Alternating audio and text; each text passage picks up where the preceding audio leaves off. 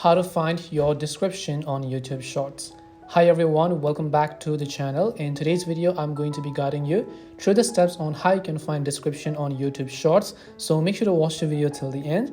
Now, if you have been using YouTube for a while, it is very simple to actually find descriptions for a YouTube video. But what about YouTube Shorts? Because as you can see, I have a specific short played up over here.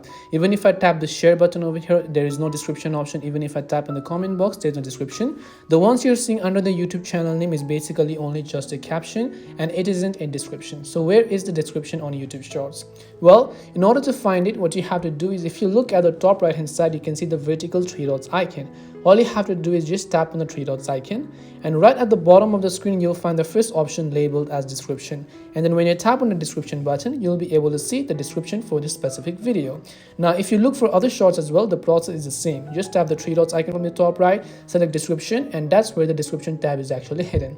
And that is how you can find description on YouTube Shorts. We hope the video was helpful. If it did help you, make sure to leave a like and subscribe to the channel. If you have any questions, feel free to leave them down. Thank you very much for watching and see you in the next video.